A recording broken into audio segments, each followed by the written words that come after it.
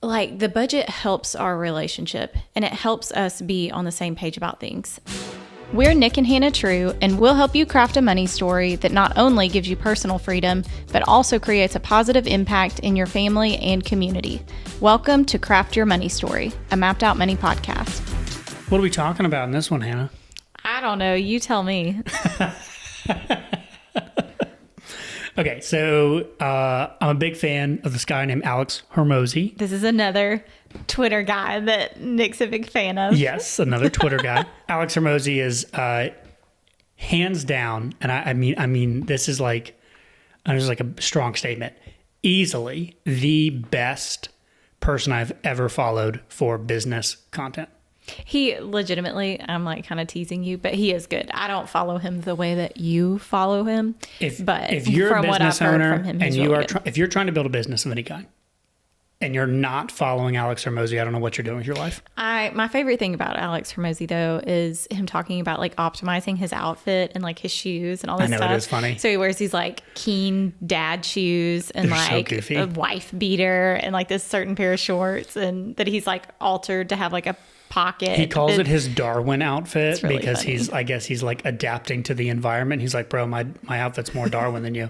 I can go to the pool, I'm ready. Go out to eat, I'm ready. Go to the gym, I'm ready. Go to the, when it's just like, it's the goofiest thing in the world. I know it is kind of goofy, but I told Nick, I was like, I can't even say that's goofy because what did I just tell you the other day? I was basically like, yeah, I just want like my entire wardrobe to be like workout clothes that are comfortable but look nice enough for me to go places. So like I basically said the same thing he said. Basically. So I can't make fun. So I was listening to his podcast Okay.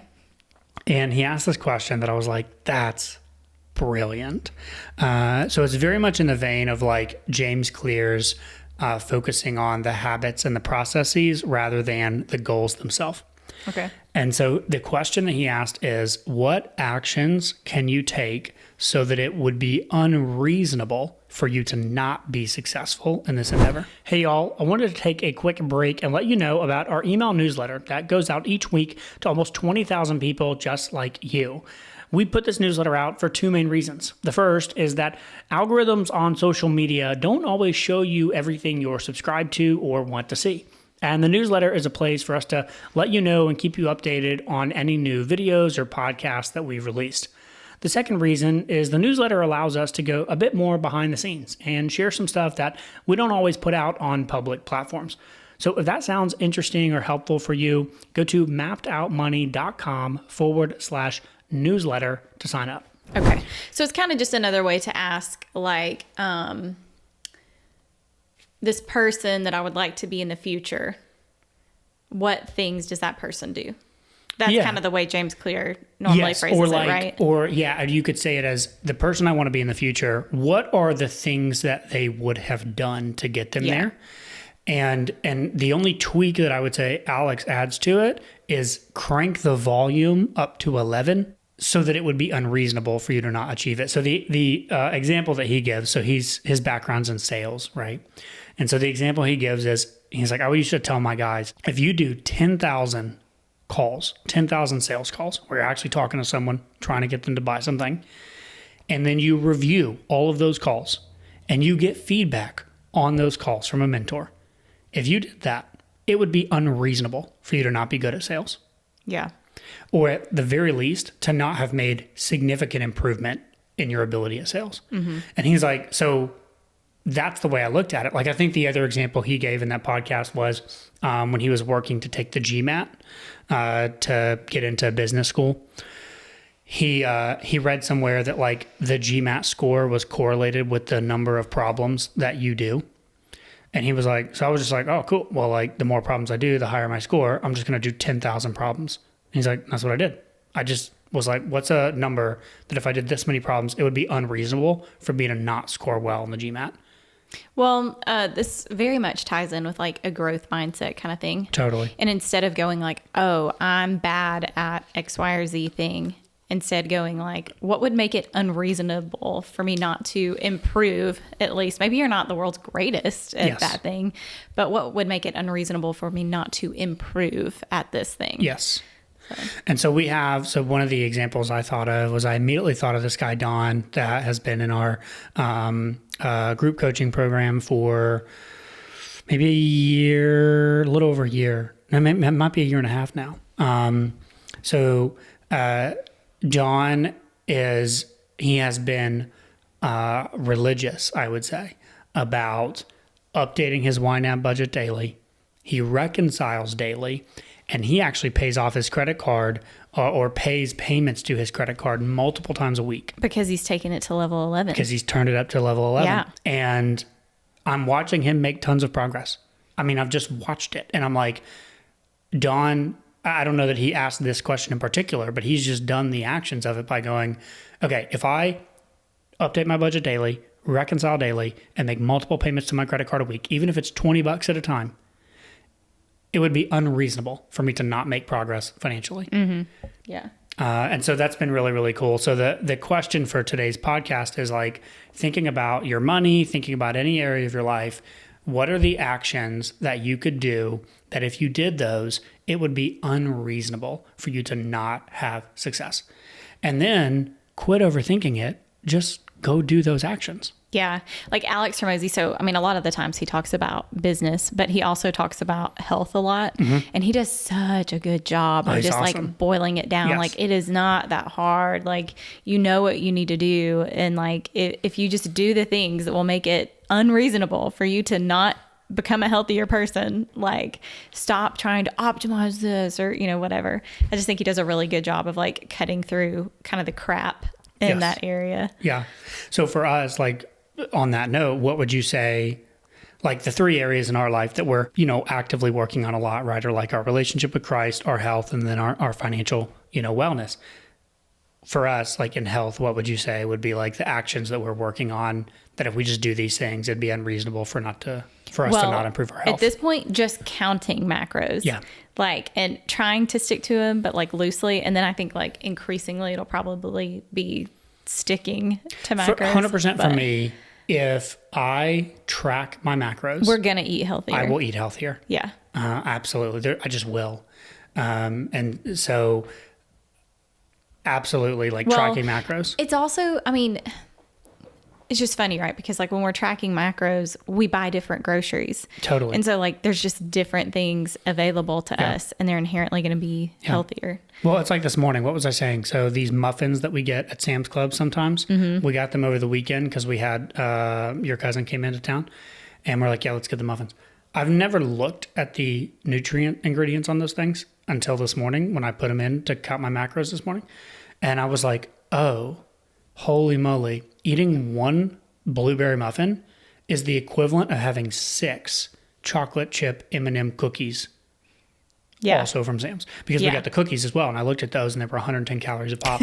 And I was like, are you kidding? We used to eat those muffins all the time for breakfast. And I'm like, I could have had 6 chocolate chip cookies for the muffins. And so, for me, it's for sure just tracking macros. If I just track macros every single day, it would be unreasonable for me to not improve my health. Yeah. Now, what about our relationship with Christ? This one's pretty straightforward. Yeah. I mean, if you are disciplined with your reading of the Bible, if we are disciplined and dedicated to studying the Bible every morning together, it is unreasonable to think that we're not going to improve our relationship with Christ and that we're not going to improve our relationship with each other. Totally. And it's hard to do Bible study and be mad at each other at the same time. It so is. And we have had several days. Where we've done our Bible study in the morning and then something happens and we are getting irritated with each other. And instead of going down that road, we'll be like, hey, we're headed in a not great direction. Would you like to choose right now for us to choose together to maybe just reroute this? Yes. And we're let's do that. Or if we kind of ended the day before on kind of a little bit of a tension note, but then we have to get up the next morning and do Bible study together. You can't start Bible study but still be kind of mad from the day before. But it is funny because definitely some of the arguments that we have avoided, I'm like, man, if we were not studying our Bible together. And like, man, if God wasn't helping us, we would have just wasted the next day, at least, possibly multiple days, digging our heels in on whatever silly argument it is. Because it's never anything that I can even remember. Real. It never matters. Yeah, it's just being irritable, basically. Yeah. So, yeah, funny. So then, of course, this is a, financial podcast. So the question is like, well, what are the actions that we should take that would make it unreasonable for us to not improve our financial situation? And it's really the stuff, we talk about all the time. So the things that we do that we know if we just do these things, we will improve our money. We'll grow our wealth. Look, we budget every day, update our YNAB every single day. We look at it. Nick does. Full disclosure. I'm looking at it when I spend something. You so look that's at most it. days. You look at it before you spend. Yeah. So like I do the categorizing of the transactions and reconciling of the bank accounts to make sure that like everything's good. Bills are paid, things are good. I do that every day. You check the budget before spending, which is good because that makes sure that you're not going to blow through groceries or shopping or whatever. And then we review it. I do an end of month routine. You don't do this part, but I review the budget every single month and move the money to where it needs to go to work towards our goals. And then we both do the quarterly process, like we talked about in the last few episodes, of updating our vision, aligning the vision in the budget, tweaking things in the budget if we need to get us back on track to the vision. And then the last thing is just do that for years. Yeah. And so it's like, if you update the budget every day, check the budget before you spend, and update your vision and align the budget and the vision together, and you do that for years, it is unreasonable that you would not dramatically improve your financial situation. And so those are the actions that we choose to take that help us, and those are the actions that I think would help anybody improve their situation as far as just continually aligning and then just embracing that, hey, this takes time. Yeah. Along those lines, like, I just want to encourage people, like, if you're in the really early stages and like this is hard and you and your spouse are maybe not on the same page and like whatever, like if you'll stick with it, it gets better. And it's kind of coming back to that whole point. Like if you will stick with doing these things consistently, like it's unreasonable to think that won't get better. And it does. It's like the budget helps our relationship and it helps us be on the same page about things. And more than even just like a quarterly check-in, on a regular basis, we'll both come to each other and be like, hey, there's this thing that I've actually kind of been wanting to do, or this kind of bigger thing that I've been wanting to buy. Can we sit down and figure out how to like work that into the budget so that maybe I can buy that in such and such month? And like the other one's always receptive to that. And like it like helps us work towards things together. And even if it's something that maybe is more important to me than it's important to you, or vice versa, it's like working together on those things strengthens your relationship so much. And it just makes your relationship so much more fun when you can bring those things to each other and work together on them instead of them being a point of contention. Totally. So it gets better. Stick with it. Do what makes it unreasonable for it not to get better. I love it.